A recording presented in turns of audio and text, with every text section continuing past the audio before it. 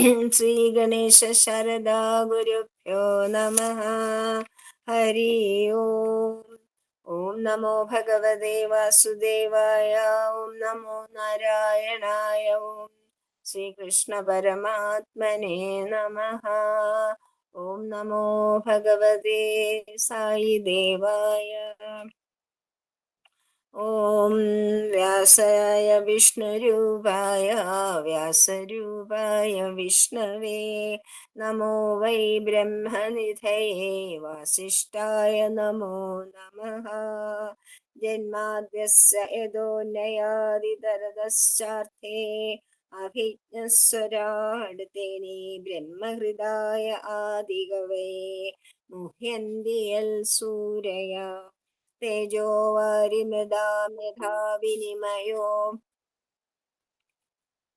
യത്ര ത്രിസർഗോ മൃഷാ ധാമ്നാ സ്വേന സദാ നിരസ്തഗുഹം സത്യം പരം ധീമഹി.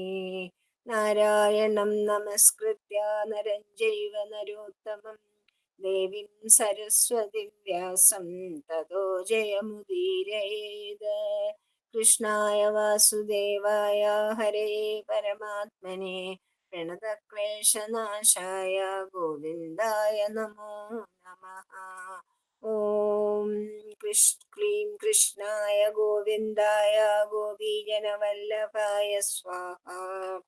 കൃഷ്ണോ രക്ഷതു മാം ചരാചര ഗുരു കൃഷ്ണം നമസ്സേ സദാ. കൃഷ്ണൈനൈവ സുരക്ഷിതോഹമസകൃത കൃഷ്ണായ ദത്തം മനഃ. കൃഷ്ണാദേവ സമുദ്ഭവോ മമ വിഭോ കൃഷ്ണസ്യ ദാസോസ്മ്യഹം.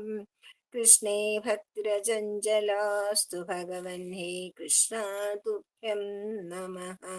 സച്ചിദാനന്ദരൂപായ വിശ്വോൽപത്യാദിഹേതവേ താപത്രയ വിനാശായ ശ്രീകൃഷ്ണായ വയം നമഃ. സർവത്ര ഗോവിന്ദ നാമ സങ്കീർത്തനം ഗോവിന്ദ ഗോവിന്ദ. ഹരി ഓം. നമ്മളുടെ സനാതന കഥാമൃതത്തിലെ ഭാഗവതത്തിന്റെ 37ാമത്തെ പാർട്ടാണ് നമ്മൾ ഇന്ന് എടുക്കുന്നത്. എല്ലാവർക്കും സ്വാഗതം. നമ്മൾ പറഞ്ഞു നിർത്തിയത് കഴിഞ്ഞ പ്രാവശ്യം മായാവതി, അതായത് രതീദേവി മായാവതി എന്ന രൂപത്തില് പിന്നെ താമസിക്കുകയായിരുന്നു. ആ മായാദേവി പ്രദ്യുമ്നൻ ആയിട്ട് ജനിച്ച സ്വഭർത്താവിനെ, കാമദേവന് രൂപം നൽകിയത് പ്രദ്യുമ്നന്റെ രൂപത്തിലാണ്. ശ്രീകൃഷ്ണനെ പോലെ ഡിറ്റോ ഇരിക്കുന്ന ആളാണ് പ്രദ്യുമ്നൻ. അങ്ങനെ ഭഗവാന്റെ പുത്രനാണ്.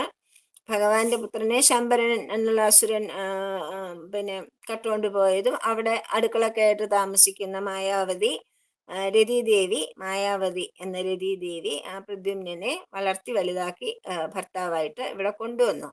ഇവിടെ കൊണ്ടുവന്ന് ദ്വാരകയിൽ കൊണ്ടുവന്നപ്പം രുക്മിണി ദേവിക്ക് തോന്നി, ഇത് എൻ്റെ മകനെ പോലെ, എൻ്റെ മകൻ ഉണ്ടായിരുന്നെങ്കിൽ, നഷ്ടപ്പെട്ടു പോയ മകനുണ്ടായിരുന്നെങ്കിൽ ഇതുപോലെ ഇരിക്കും ഭഗവാൻ തന്നെ എന്ന് വിചാരിച്ചു ആൾക്കാരൊക്കെ. അത്രയ്ക്ക് സാമ്യം. പക്ഷെ എന്തോ ചെറിയ ചില ഇതുണ്ടാവുമല്ലോ, ഒരാളെ പോലെ ഇരിക്കില്ലല്ലോ. അതുകൊണ്ടിട്ട് അവർക്ക് മനസ്സിലായി ശ്രീകൃഷ്ണനല്ലാന്ന്. അപ്പൊ ഭഗവാനും അച്ഛനും അമ്മ ദേവകി, വസുദേവ, ബലരാമ എല്ലാവരും അവിടെ വന്നു. ഇവര് വന്നപ്പം അവിടെ വന്ന് ഭഗവാൻ ഒന്നും പറയുന്നില്ല. ആ സമയത്ത് നാരദമാനിയും അവിടെ, ആരാണ് എന്താണെന്ന് ഭഗവാൻ നന്നായിട്ട് അറിയാം, പക്ഷെ ഭഗവാൻ പറയുന്നില്ല. അതിന് പകരം അവിടെ വെയിറ്റ് ചെയ്യുമ്പോൾ നാരദ മഹർഷി അവിടെ വന്നിട്ട് ഈ കഥകളൊക്കെ പറയും. കുഞ്ഞിനെ അപഹരിച്ചതും ശമ്പരനെ പിന്നെ വധിച്ചതും ശമ്പരന്റെ അവിടെ വളർത്തിയതും ഇവർ രണ്ടാളും രതിയും കാമദേവനും ആണ്, മന്മഥനുമാണ് എന്ന് പറഞ്ഞപ്പോ സന്തോഷപൂർവ്വം എല്ലാവർക്കും ഭയങ്കര സന്തോഷമായി. സന്തോഷത്തോടുകൂടി അവര് എല്ലാവരും ചേർന്ന് അവരുടെ വിവാഹം വളരെ കേമമായിട്ട് നടത്തും. അങ്ങനെ ഇരിക്കെയാണ് കൃഷ്ണന്റെ പേരിൽ ഒരു അപവാദം വന്നു പെട്ടു. ആരാണ്? സത്രാജിത്താണ് പിന്നെ അപവാദം പരത്തിയത്. അതിനൊരു പ്രായശ്ചിത്തമായിട്ട് സെമന്തകമണിയും തന്റെ പുത്രിയായ അതിസുന്ദരിയും സുശീലയും എല്ലാമായ സത്യഭാമയും കൃഷ്ണന് സമർപ്പിക്കുന്നു. അപ്പോഴ് ശുഗമഹർഷിയോട് പരീക്ഷിത്ത് ചോദിച്ചു, അതെന്തിനാണ് അങ്ങനെ ഒരു അപവാദം വരാനുള്ള കഥ എന്താണ്?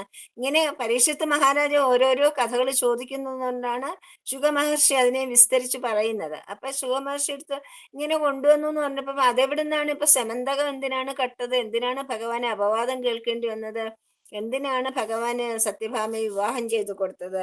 എന്ത് തെറ്റാണ് അതിനൊത്തോട് ചെയ്തതെന്നൊക്കെ ചോദിക്കും. അപ്പൊ അതിന് ഉത്തരമായിട്ട് പറയുകയാണ്, പിന്നെ സൂര്യദേവന്റെ സഖാവും ഭക്തനുമാണ് സത്രാജിത്ത്. സത്രാജിത്ത് ദ്വാരകയിൽ തന്നെ താമസിക്കുന്ന യദുകുലത്തിലെ വളരെ ശ്രേഷ്ഠനായ ഒരു വ്യക്തിയാണ്, ഒരു കുടുംബത്തിലെ അംഗമാണ്. അപ്പൊ അദ്ദേഹം വളരെ ശ്രേഷ്ഠനാണ്, അപ്പം വളരെ ഭക്തനാണ്, വളരെ നല്ലവനാണ്. അപ്പൊ അദ്ദേഹത്തിന്റെ സഖാവാണ് സൂര്യദേവൻ. അപ്പൊ സൂര്യദേവൻ സമന്തകമണി സമ്മാനമായിട്ട് കൊടുക്കും സത്രാജിത്തിന്. ഈ സമന്തകമണി എന്ന് വെച്ചാല് സൂര്യനോളം തന്നെ കോടി സൂര്യപ്രഭയാണ്, ഭയങ്കര വലിയ രത്നമാണ്. ആ രത്നം കഴുത്തി തൂക്കിയിട്ടുകൊണ്ട് പിന്നെ അദ്ദേഹം പിന്നെ ദ്വാരകയിലേക്ക് വരികയാണ്. ദ്വാരകയിലേക്ക് വരുമ്പോ ദ്വാരകയിലെ ആളുകളും എല്ലാവരും വിചാരിച്ചെന്താ അറിയോ, സൂര്യദേവൻ തന്നെ താഴേക്ക് ഇറങ്ങി വന്നത് ആ കൃഷ്ണ ഭഗവാനെ കാണാനായിട്ട് വരികയാണ്.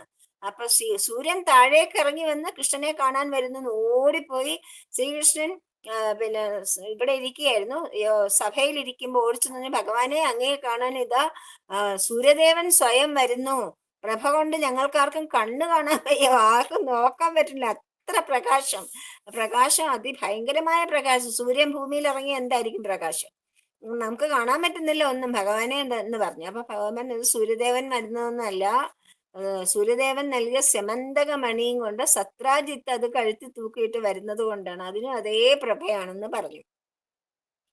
അങ്ങനെ പിന്നെ വന്നു. അപ്പൊ ശ്രീകൃഷ്ണൻ ഈ ഇതിന്റെ ഗുണം എന്താണെന്ന് വെച്ചാല് പിന്നെ ഭയങ്കരമായിട്ട് ഒരുപാട് ഗുണങ്ങളുള്ള ഒരു ഇതാണത്. അതിന് ഒരു ദിവസം 8 ഭാരം സ്വർണം എന്ന് വെച്ചാൽ കിലോ കണക്കിന് സ്വർണ്ണമാണ്. ഒരു ദിവസം ഒരുപാട് കിലോ സ്വർണം ഇങ്ങനെ വന്നുകൊണ്ടിരിക്കും അതിൽ നിന്ന്. അത് മാത്രമല്ല, അത് എവിടെ ഇരിക്കുന്നോ അവിടെ ദാരിദ്ര്യം എന്നുള്ളത് വരുവേയില്ല. അതിരിക്കുന്നിടത്ത് സർപ്പഭയമില്ല, പ്രേതഭയമില്ല, മരണഭയമില്ല, ആദിവ്യാധികളൊന്നും ഉണ്ടാവില്ല. അത്ര ഐശ്വര്യം നൽകുന്ന ഒരു മണിയാണ് സമന്തകമണി. അപ്പൊ അത് അപ്പൊ ഭഗവാൻ ചോദിച്ചു, പിന്നെ അത്ര ആലോചിച്ചില്ല ഭഗവാൻ, ഒരു എല്ലാവർക്കും പ്രയോജനം. ഇപ്പൊ സത്രായത്തിന്റെ കയ്യിലിരുന്ന സത്രായത്തിന് മാത്രമല്ലേ പ്രയോജനം ഉണ്ടാവും. ഭഗവാൻ പറഞ്ഞു അത് രാജാവിന്റെ കയ്യിൽ, ഭഗവാൻ രാജാവല്ലല്ലോ, ഉഗ്രസേനാണ് രാജാവ്, അപ്പൂപ്പനായ ഉഗ്രസേവനാണ് രാജാവ്. അപ്പൊ രാജാവിന്റെ കൈവശം അത് ഇരിക്കുകയാണെങ്കിൽ അതുകൊണ്ട് രാജാവിന് കൊടുത്തൂടെ എന്ന് കൃഷ്ണനാണ് ചോദിക്കുന്നത്. കൃഷ്ണൻ യാചിച്ചു എന്ന് പറയുകയാണ്. അപ്പൊ കൃഷ്ണൻ എന്ന് ചോദിച്ചപ്പം പിന്നെ അത് പറ്റില്ല എന്ന് പറഞ്ഞു, കൊടുക്കില്ല. അപ്പൊ യാചന കൊണ്ടൊരു ഭംഗദോഷം ഉണ്ടാവും, അതിനെപ്പറ്റി ഓർക്കാതെ സത്രാജിത്ത് പറഞ്ഞു തരാൻ പറ്റില്ല എന്ന് പറഞ്ഞു. ഓ ശരി, വേണ്ട, പിന്നെ ചോദിച്ചില്ല. അങ്ങനെ ഇരിക്കുമ്പോ ഈ മണി കൊണ്ട് വീട്ടിലിങ്ങനെ ധനം കുമിഞ്ഞു കൂടുകയാണ്, ഭയങ്കര കുബേരനാവുകയാണ് അങ്ങേര്. അങ്ങനെ ഇരിക്കുമ്പോ അദ്ദേഹത്തിന് ഒരു അനിയനുണ്ട്, പ്രസേനൻ. അപ്പൊ പ്രസേനൻ ഈ ഒരു ദിവസം വിചാരിച്ചു സമന്തമണി അതിമനോഹരമാണ് കാണാൻ, അപ്പൊ അതൊന്ന് എടുത്ത് അണിയാനൊരു കൊതി, അതൊരു മാല പോലെ ഇട്ട് അങ്ങനെ അണിഞ്ഞൊന്ന് നടക്കാനായിട്ടൊരു കൊതി വന്നു. പ്രസേനൻ അത് ചേട്ടൻ കാണാതെ അതെടുത്ത് ധരിച്ച്, ഭയങ്കര ശോഭയല്ലേ, അതൊക്കെ മറച്ചു വെച്ച് പൊതിച്ചു വെച്ചൊക്കെ അത് ധരിച്ചിട്ട് കൂട്ടുകാരുടെ കൂടെ കാട്ടിലേക്ക് പോയി. പിന്നെ കാട്ടിൽ പോയി അത് കുറെ നേരം ഇടണമല്ലോ, അതിന് വേണ്ടിയിട്ട് കാട്ടിലേക്ക് പോയി. അവിടെ ചെന്ന് വേട്ടയാടാൻ പോവുകയാണ് ഒരു കുതിരപ്പുറത്ത്.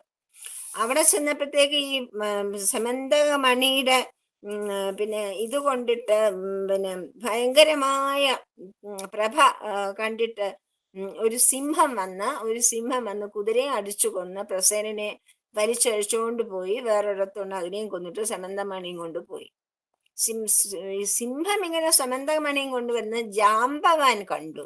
ജാമ്പവാനോട് ശ്രീരാമാവതാരത്തിൽ ഭഗവാൻ പറഞ്ഞിട്ടുണ്ട്, ശ്രീകൃഷ്ണാവതാരത്തിൽ എൻ്റെ കൂടെ യുദ്ധം ചെയ്ത് നീ തളരും, അന്ന് ശ്രീരാമൻ തന്നെയാണ് ശ്രീകൃഷ്ണനായിട്ട് വന്നതെന്ന് പിന്നെ അറിയാനുള്ള ഭാഗ്യവും ജാമ്പവാൻ ഉണ്ടാകുന്നതാണ് ഭഗവാൻ സ്വധാമത്തിലേക്ക് പോകുന്നതിന് മുമ്പ് ജാമ്പവാനോട് പറഞ്ഞത്. അപ്പൊ ജാമ്പവാനും സരയൂ നദിയിലേക്ക് പോകുന്നില്ല, ഹനുമാൻ സരയൂ നദിയിൽ പോകുന്നില്ല. അപ്പം ജാമ്പവാൻ അങ്ങനെ ഇവിടെ താമസിക്കുകയാണ്. ത്രേതായുഗം കഴിഞ്ഞിട്ട് ദ്വാപര യുഗത്തിൽ താമസിക്കുകയാണ്, അത്രയ്ക്ക് ആയുസ്സാണ്, മനസ്സിലായില്ലേ. അപ്പോ അദ്ദേഹം അത് കണ്ടു, അദ്ദേഹത്തിന്റെ ഗുഹയുടെ അടുത്ത്, വലിയൊരു ഗുഹയുടെ അടുത്ത് താമസിക്കണം. ആ ഗുഹയുടെ അടുത്ത് ഈ സിംഹം വന്നപ്പോഴത്തേക്കും സിംഹത്തിനെ ഒറ്റ അടിക്ക് കൊന്നിട്ട് ആ പിന്നെ സമന്തകമണി എടുത്ത് അകത്ത് കളിച്ചുകൊണ്ടിരിക്കുന്ന സുന്ദരിയായ ഒരു മകളുണ്ട് ജാമ്പവതിക്ക് കളിക്കാൻ കൊടുക്കും. അപ്പൊ ഗുഹയാണെങ്കിൽ ഭയങ്കര ഇരുട്ടാണ്, ഇരുട്ടുള്ള ഗുഹയല്ലേ. പക്ഷെ ആ ഗുഹ ഈ സെമന്തകമണി വന്നപ്പോഴത്തേക്കും പ്രകാശപൂരിതമായി. അപ്പം പിന്നെ അങ്ങനെ ജാമ്പവാൻ ആ മണി കൈക്കലാക്കി മകൾക്ക് കളിക്കാനും കൊടുത്തു. അപ്പൊ അനുജനെ കണ്ടിട്ട് കുറേ നേരമായിട്ടും തിരിച്ചു വരണില്ല, ഇതെന്താണ് വേട്ടയ്ക്ക് പോയ അനിയൻ തിരിച്ചു വരണില്ല എന്നൊക്കെ പറഞ്ഞു എന്റെ അനുജൻ സമന്തകമണി ധരിച്ചുകൊണ്ടാണ് പോയത്. അപ്പൊ ശ്രീകൃഷ്ണൻ തീർച്ചയായിട്ടും അവനെ കൊന്നിട്ടുണ്ടാവും. അവനെ കൊന്ന് ശ്രീകൃഷ്ണനും കൂട്ടുകാരും കൂടെ അവനെ കൊന്ന് സമന്തകമണി കട്ടെടുത്തു എന്ന് പറയും.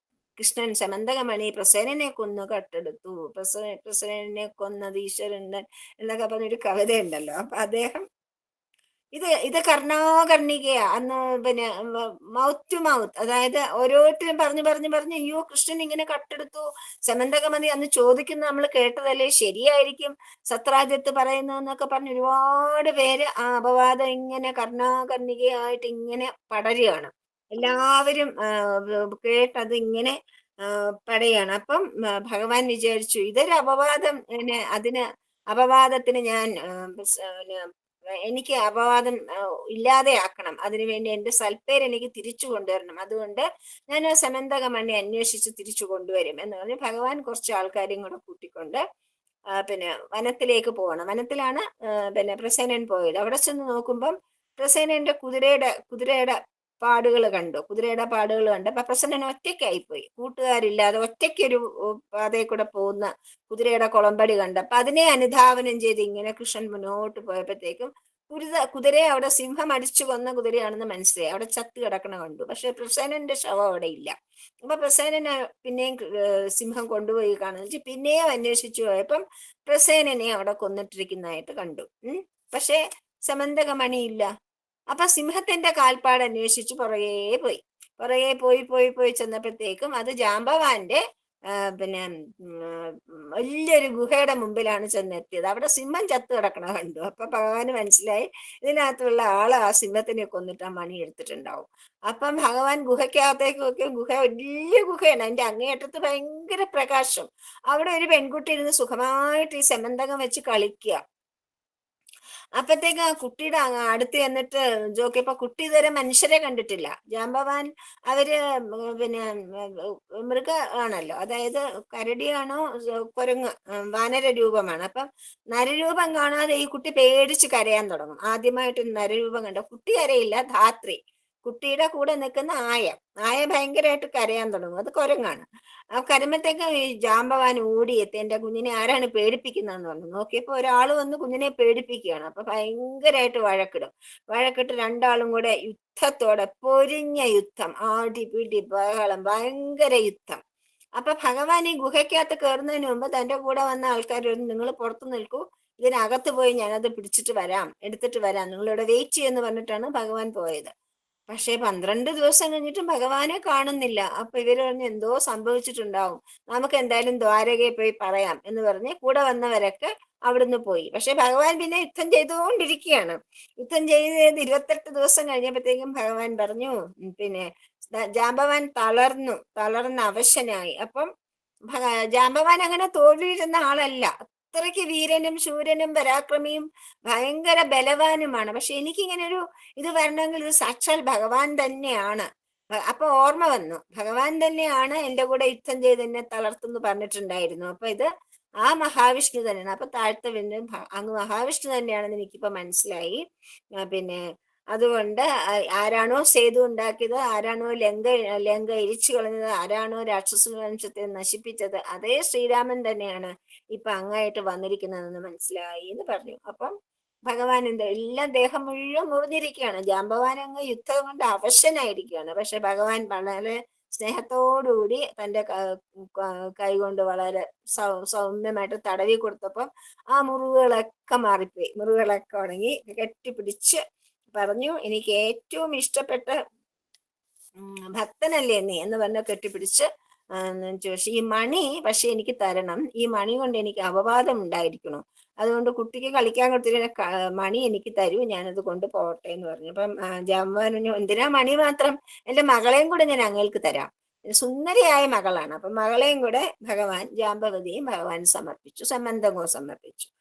അപ്പം അവിടുന്ന് പോയ ആൾക്കാരെ കൃഷ്ണൻ എന്തോ പറ്റിപ്പോയി, കൃഷ്ണൻ അതിനകത്ത് കയറിപ്പോയിട്ട് ഇറങ്ങി വരുന്നില്ല. അപ്പൊ കൃഷ്ണൻ മരിച്ചുപോയി എന്നുള്ള വിധത്തിൽ എല്ലാവരും പിന്നെ ദ്വാരകയിലാകെ ഒരു എന്താ സങ്കടഛായയാണ്, ആർക്കും എല്ലാവരും സങ്കടപ്പെട്ടിരിക്കുന്ന സമയത്തുണ്ട് ഒരു നല്ല സുന്ദരിയായ പെൺകുട്ടിയായിട്ട് നല്ല തിളങ്ങുന്ന സംബന്ധമായിട്ട് ഭഗവാൻ ദ്വാരകയിൽ പ്രവേശിച്ചു. അപ്പൊ എല്ലാവർക്കും ഭയങ്കര സന്തോഷമായി.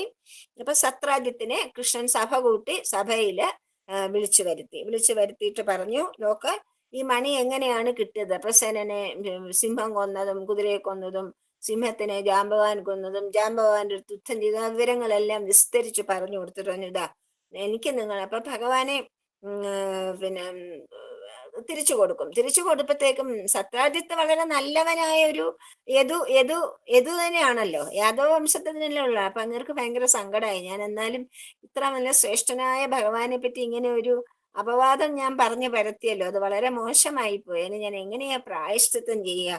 അപ്പൊ അദ്ദേഹത്തിന് വളരെ വ്യാകുലതയായി. ഇത്രയും വലിയൊരു മോശമായ ഒരു കാര്യം ഞാൻ ചെയ്തല്ലോ, അദ്ദേഹത്തിന് ഉറക്കവും വരുന്നില്ല, എന്താ ഞാൻ ചെയ്യുക? അപ്പൊ അദ്ദേഹം വിചാരിച്ചു എന്ത് ചെയ്യാം. അപ്പൊ അദ്ദേഹത്തിന്റെ മകളാണ് സത്യഭാമ. സത്യഭാമ ഭൂമിദേവിയുടെ അവതാരമാണ്. രുക്മിണി ദേവി മഹാലക്ഷ്മിയുടെ അവതാരം. ഭഗവാന്റെ രണ്ട് ഭാര്യമാരാണല്ലോ, ശ്രീദേവിയും ഭൂദേവിയും. മഹാവിഷ്ണുവിന്റെ രണ്ട് ഭാര്യമാര് ശ്രീദേവിയും ഭൂദേവിയാണ്. അപ്പൊ ആ ഭൂമിദേവിയുടെ അവതാരമാണ് സത്യഭാമ.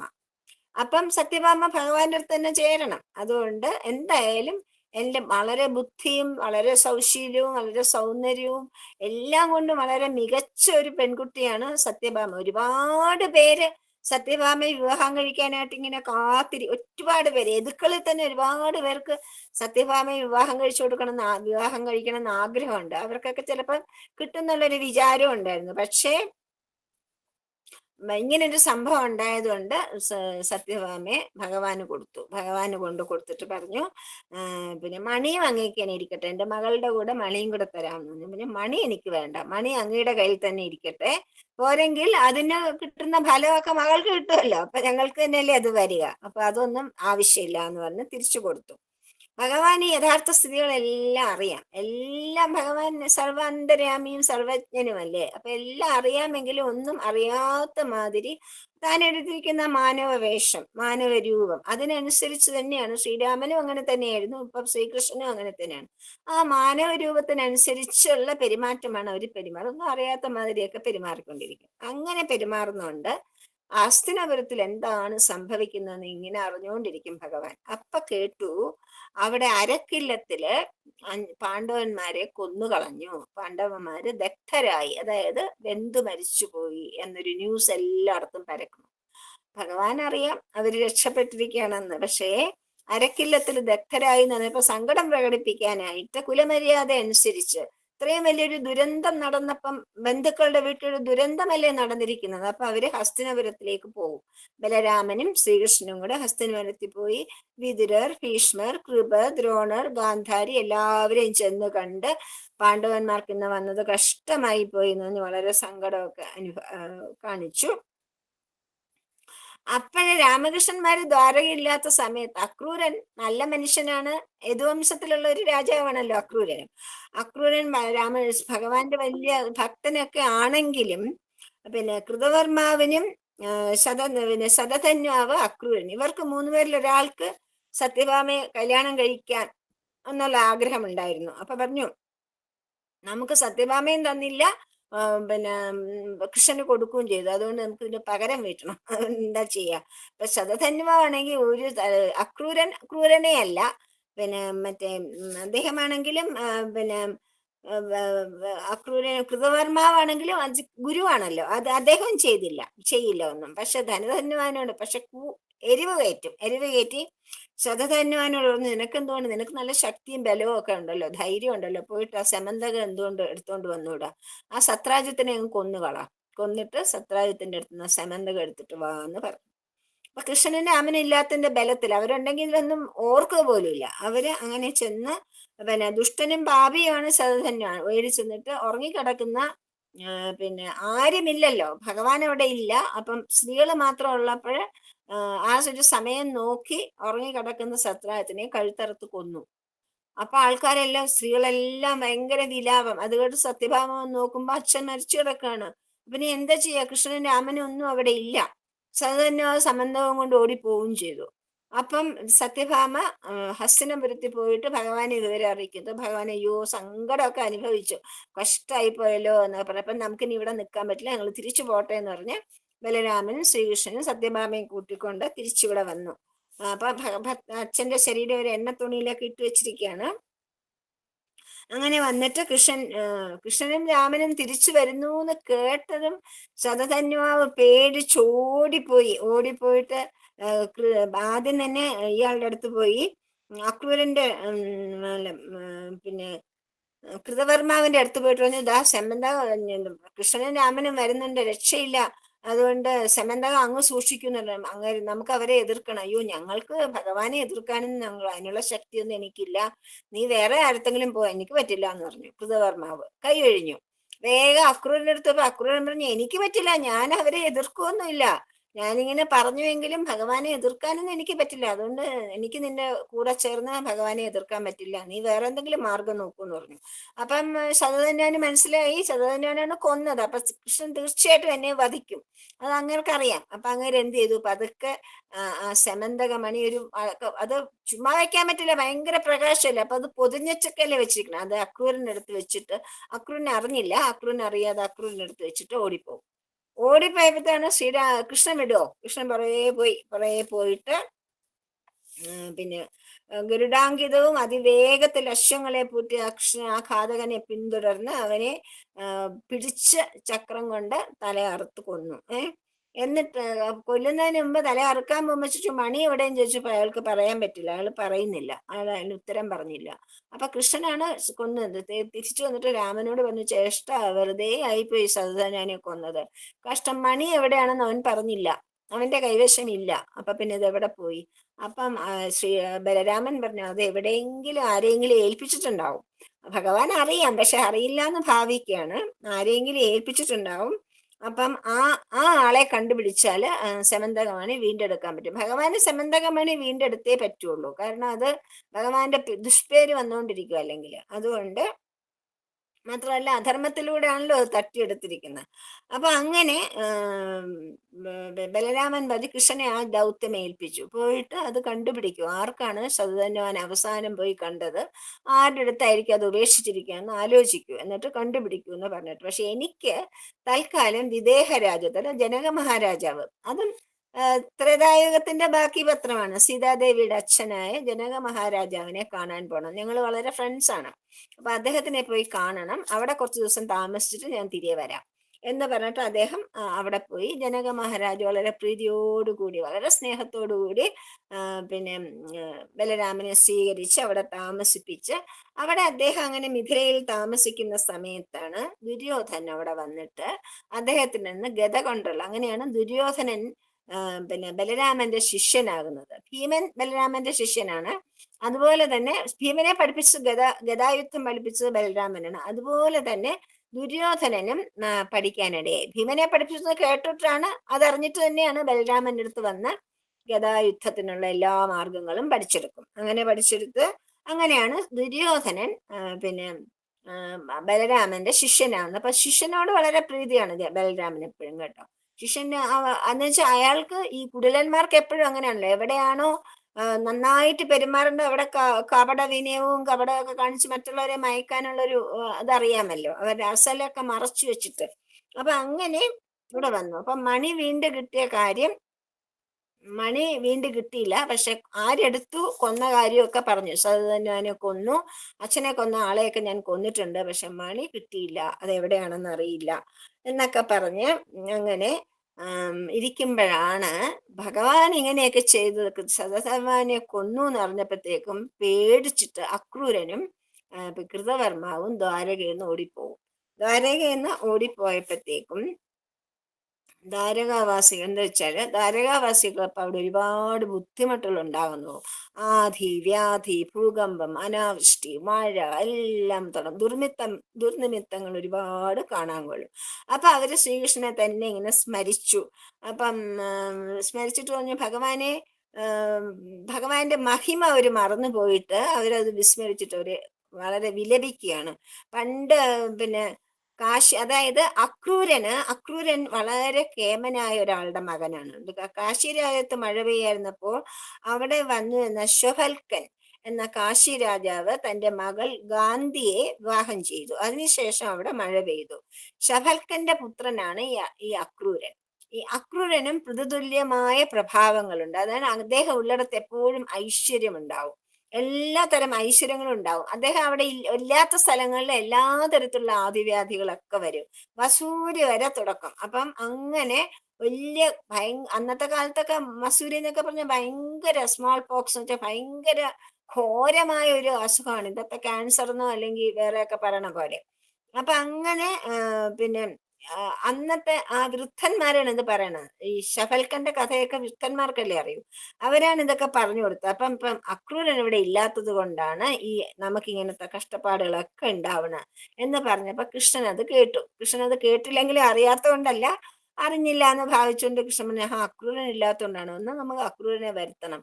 അപ്പൊ അക്രൂരനെ ഭയങ്കര പ്രിയങ്കരങ്ങളായ വാക്കുകളൊക്കെ എടുത്ത് ഒരു ദൂതയച്ച് ഒരാൾ വരുത്തുമ്പോ ഭഗവാൻ നല്ല ചിരിച്ച് സന്തോഷത്തോട് നല്ല വാക്കുകളൊക്കെ പറഞ്ഞിട്ട് പറഞ്ഞു, അങ്ങ് വളരെ അക്രൂരനാണ്, ദാനപതിയാണ്, എല്ലാം എനിക്കറിയാം. പക്ഷേ ശതധന്വാവ് സെമന്തകമണി ഏൽപ്പിച്ചത് അങ്ങനെയല്ലേ, അതിങ്ങ് തന്നേക്കൂ. അതെന്തിനാണ് അത് കൈ വെച്ചിരിക്കണേ?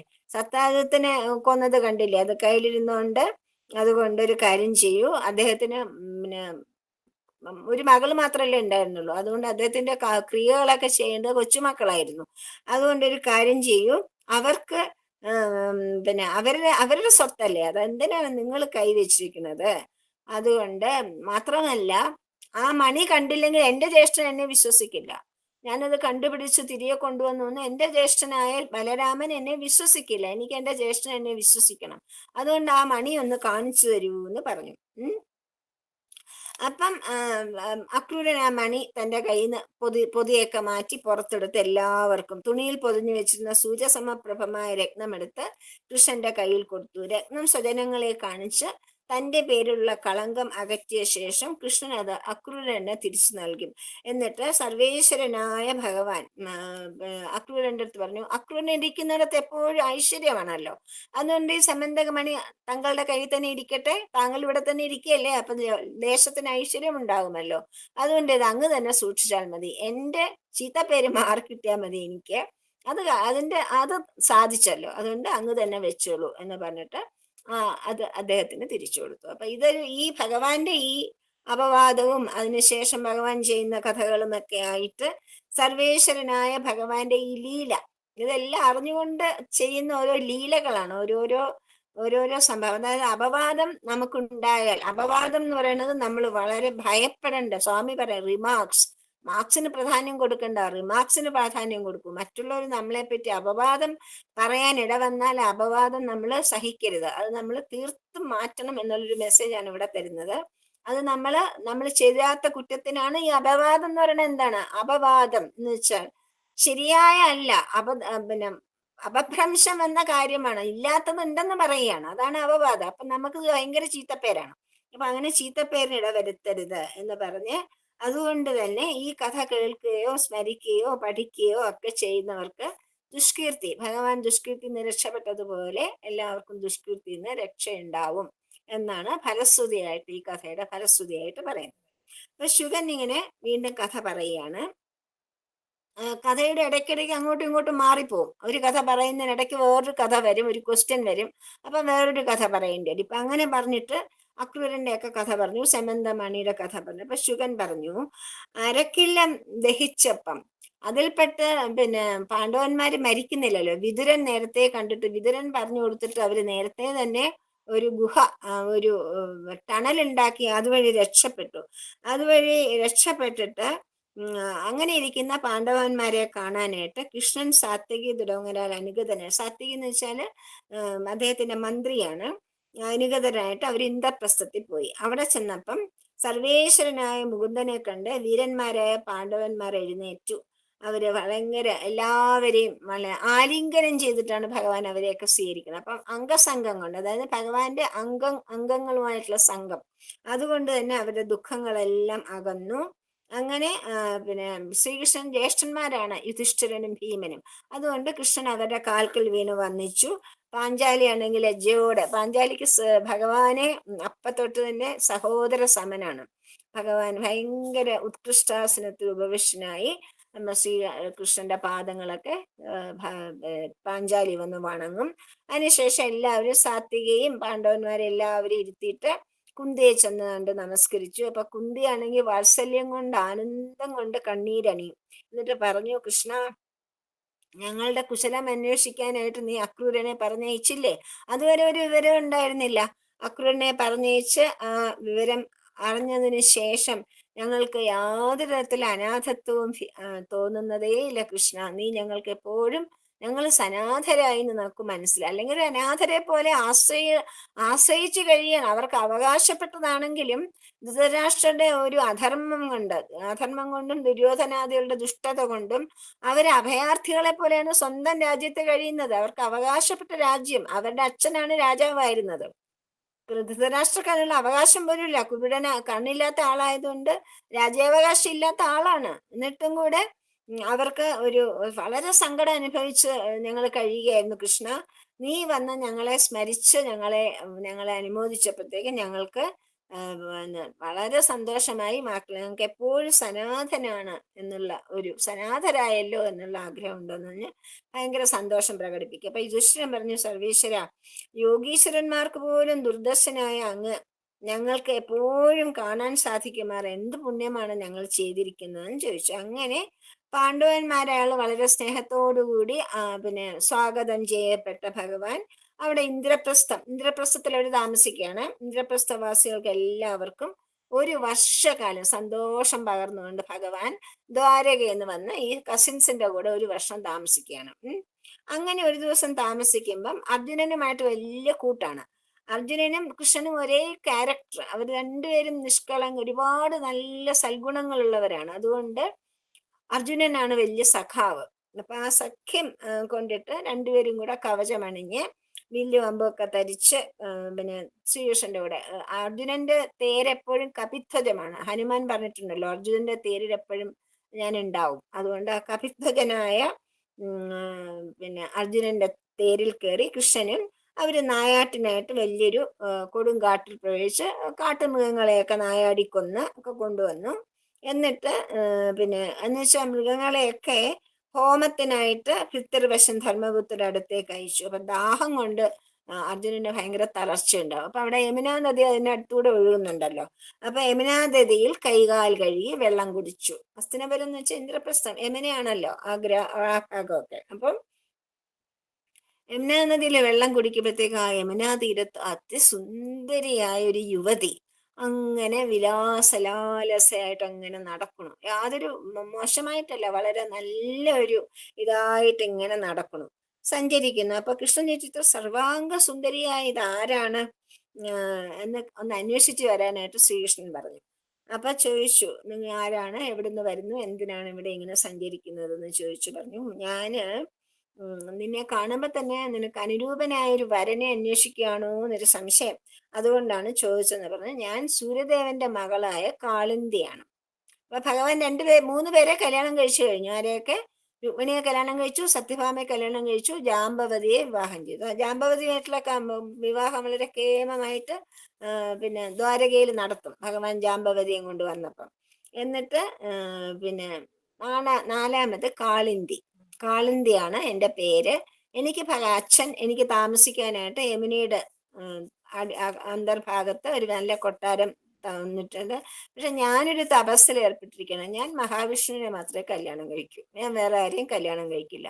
ഭഗവാനെ അല്ലാതെ ഞാൻ ആരെയും വിവാഹം കഴിക്കില്ല. അപ്പം അതങ്ങനെ ഞാൻ ദൃഢനിശ്ചയം എടുത്തുകൊണ്ട് അച്ഛൻ എനിക്കൊരു യമുനാ ജലത്തിന്റെ താഴെ തന്നെ എനിക്കൊരു കൊട്ടാരം ഉണ്ടാക്കി തന്നു, ഞാൻ അവിടെയാണ് താമസിക്കുന്നത്. ഭഗവാൻ വന്ന് ഭഗവാനോട് കൃഷ്ണനോട് വിവരങ്ങളൊക്കെ പറഞ്ഞു. അപ്പൊ വിവരങ്ങളൊക്കെ പറഞ്ഞപ്പോ ഭഗവാൻ കാളിന്തിയുടെ അടുത്ത് ചെന്നിട്ട് പറഞ്ഞു, ആരാണ് താൻ എന്ന് പറഞ്ഞപ്പോ ഭഗവാനാണെന്ന് മനസ്സിലായി. അങ്ങനെ കാളിന്തിയെയും തേരിലേറ്റിക്കൊണ്ട് ധർമ്മപുത്രന്റെ അടുത്തേക്ക് പോയി. അവിടെ ചെന്ന് പിന്നെ പാണ്ഡവന്മാരുടെ അപേക്ഷ അനുസരിച്ച് ഭഗവാൻ വിശ്വകർമാവിനെ വരുത്തും.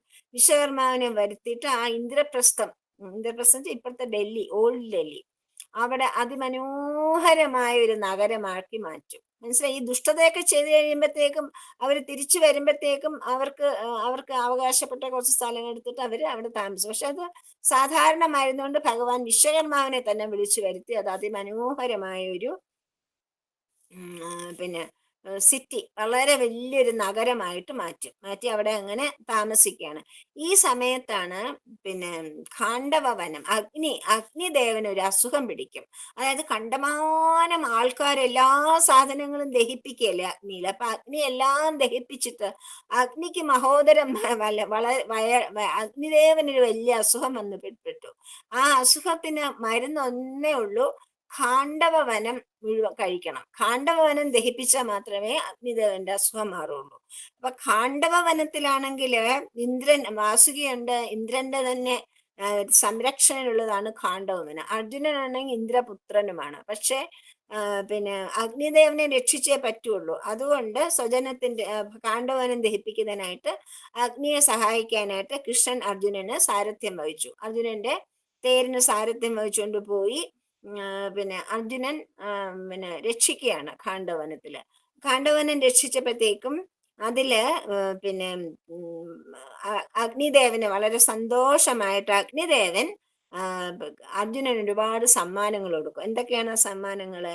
നല്ല വെള്ള കുതിരകളെ പൂട്ടിയ തേര്, പിന്നെ ഗാണ്ഡീവം എന്ന ധനുസ്, പിന്നെ ഒരിക്കലും ഒടുങ്ങാതെ ആവനാഴി, ഒരിക്കലും ഒടുങ്ങൂല, എത്ര അമ്പെടുത്താലും പിന്നെയും പിന്നെയും നിറഞ്ഞുകൊണ്ടിരിക്കുന്ന ആവനാഴി, അതും പിന്നെ കവചവും നൽകും. അഭേദ്യമായ കവചം, ആർക്കും പൊട്ടിക്കാൻ വയ്യാത്ത കവചവും നൽകി.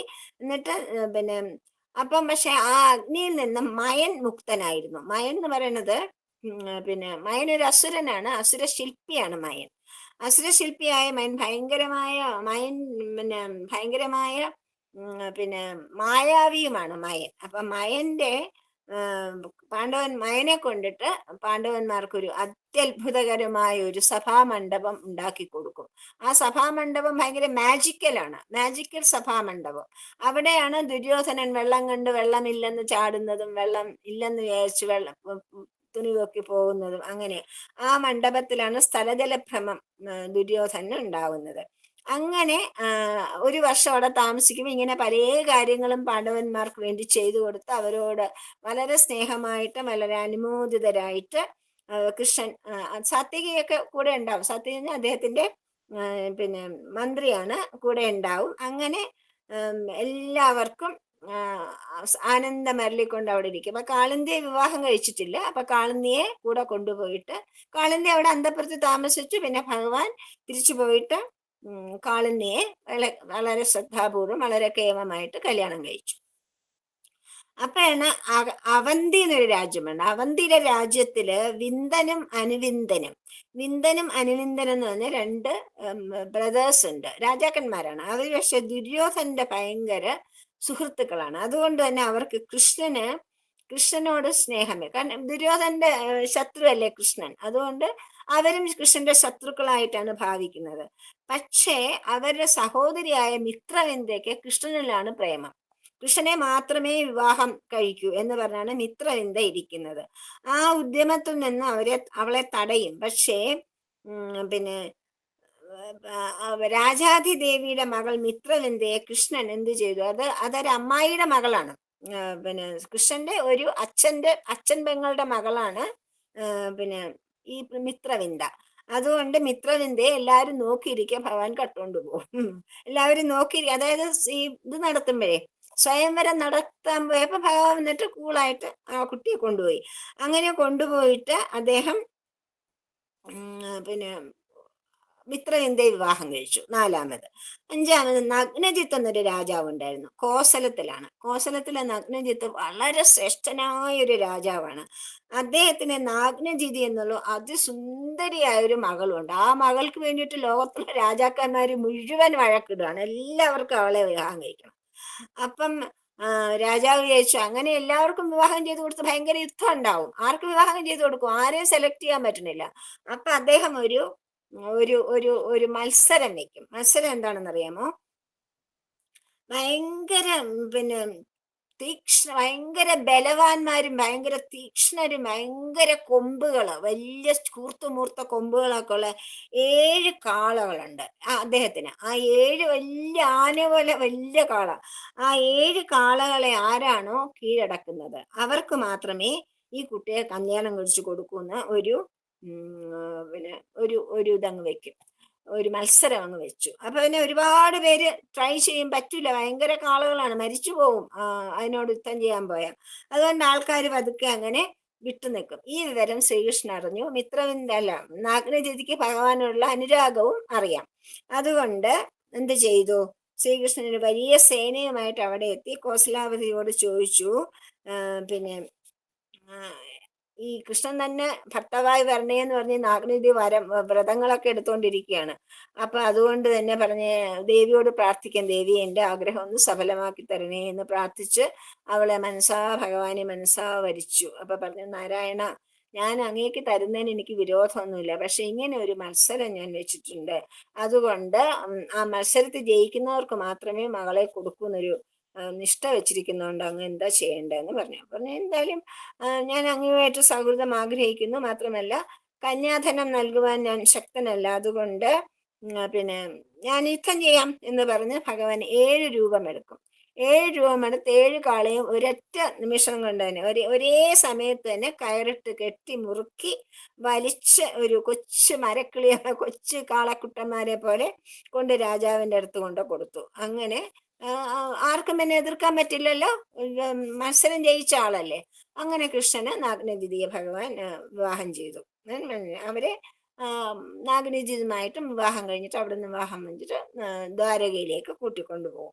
അപ്പോഴാണ് സഹോദരി, വേറൊരു സഹോദരി ഉണ്ട്, സ്തുതകീർത്തി എന്നാണ് പേര്. സ്തുതകീർത്തിക്കും കെ രാജാവിന്റെ പുത്രിയായിട്ട് ഭദ്ര എന്നൊരു പെൺകുട്ടിയുണ്ട്. ഈ ഭദ്രയാണെങ്കിലും ഭദ്രയ്ക്ക് സഹോദരന്മാരുണ്ട്, പക്ഷെ അവരെല്ലാവരും കൃഷ്ണനെ ഭയങ്കര ഇഷ്ടമുള്ളവരാണ്. അപ്പൊ സഹോദരന്മാരെല്ലാവരും കൃഷ്ണനോട് അപേക്ഷിച്ചു ഭദ്രയെ അങ്ങ് വിവാഹം കഴിക്കണം. അങ്ങനെ പിന്നെ ഭഗവാൻ വിവാഹം കഴിച്ചു. ആ സമയത്താണ് മദ്രരാജപുത്രിയും ലക്ഷണസമ്പന്നയുമായ ലക്ഷ്മണ എന്നൊരു പെൺകുട്ടി, ആ കുട്ടിക്ക് സ്വയംവരത്തില് വന്ന് ഭഗവാൻ അവളെ അപഹരിച്ചു കൊണ്ടുപോകും. അപ്പൊ അനേകായിരം അങ്ങനെ ആ ലക്ഷ്മണനെയും വിവാഹം കഴിച്ചു. അങ്ങനെ ഇരിക്കുകയാണ് ഭഗവാൻ നരകാസുരനെ കൊന്നു. നരകാസുരനെ കൊന്ന ആ കഥ പറയും. നരകാസുരനെ കൊന്നപ്പോ നരകാസുരന്റെ ജയിലില് പിന്നെ തടവിലാക്കിയിട്ടിരുന്നു 16,000 പെൺകുട്ടികളെ, രാജകുമാരിമാരെ, എല്ലാ രാജകുമാരി. പക്ഷെ അവരാരും അയാളെ വിവാഹം ചെയ്യാൻ സമ്മതിക്കുന്നില്ല.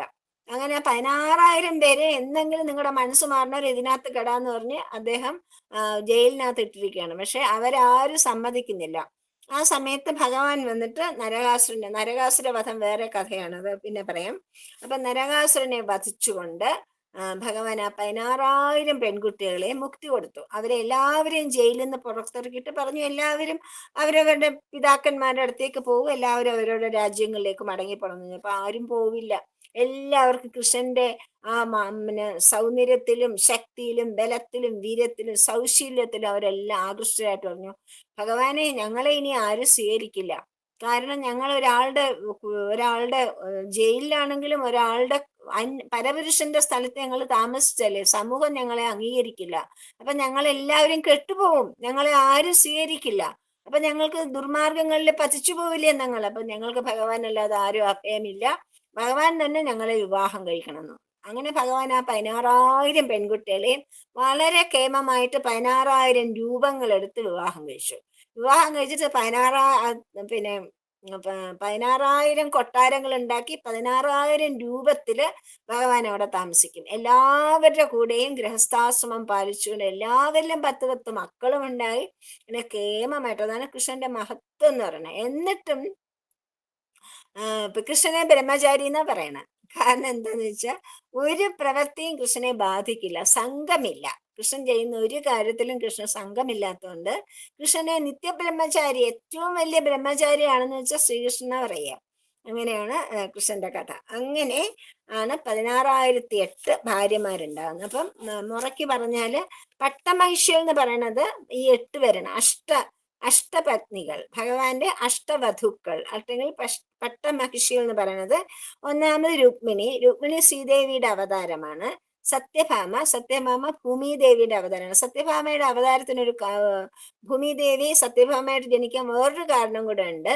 നരകാസുരൻ ഭൂമിയുടെ മകനായിട്ട് ജനിച്ചപ്പോ ഭൂമിയുടെ അംശമാണ് സത്യഭാമയായിട്ട് ജനിക്കുന്നത്. അപ്പൊ ഭൂമിദേവിയുടെ മകനായിട്ട് ജനിച്ചപ്പം വളരെ മോശപ്പെട്ട ഒരു മകൻ, ദുഷ്ടനും നീചനുമായ ഒരു മകനായിട്ടാണ് വളർന്നു വന്നത് നരകാസുരൻ.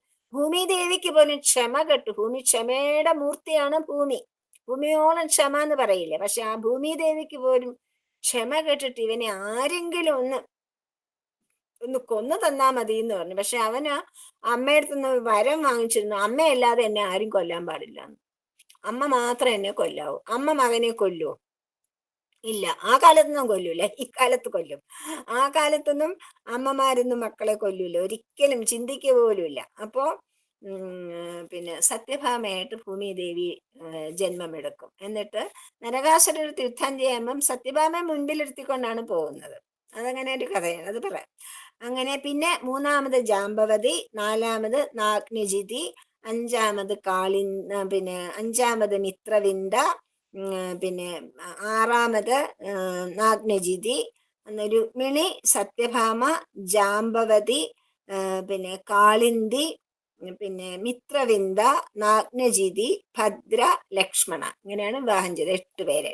8 പേരെ ഭഗവാൻ വിവാഹം ചെയ്തു. അതിന്റെ കൂട്ടത്തില് 16,000 പെൺകുട്ടികളെ ആരെയും ഉപേക്ഷിക്കാതെ എല്ലാവരെയും ഭഗവാൻ നാഥനായിട്ട്, ഭഗവാൻ എല്ലാവരും നാഥനാണല്ലോ, അതുകൊണ്ട് ഭഗവാൻ അവരെ എല്ലാവരെയും സ്വന്തമാക്കി എടുത്ത് അവരുടെ എല്ലാവരെയും ഒരുപോലെ നോക്കി സംരക്ഷിച്ച് നല്ലൊരു ഭർത്താവായിട്ട്, ഗൃഹസ്ഥാശ്രമിയായിട്ട് ഭഗവാൻ കഴിയുന്ന കഥ നമുക്ക് അടുത്ത ആഴ്ച പറയാം. ഇന്നിപ്പം നമ്മുടെ ഹോസ്റ്റിന് അത്യാവശ്യം ഒരിടത്ത് പോകണം. അതുകൊണ്ട് സർവത്ര ഗോവിന്ദ നാമ സങ്കീർത്തനം, ഗോവിന്ദ ഗോവിന്ദ. ഹരേ രാമ രാമ രാമ ഹരേ ഹരേ, ഹരേ കൃഷ്ണ കൃഷ്ണ കൃഷ്ണ ഹരേ ഹരേ. കായേന വാചാ മനസേന്ദ്രിയൈവ ബുദ്ധ്യാത്മനാ പ്രകൃതി സ്വഭാവാത് കരോമി യജ്ഞസകലം പരസ്മൈ നാരായണായേതി സമർപ്പയാമി.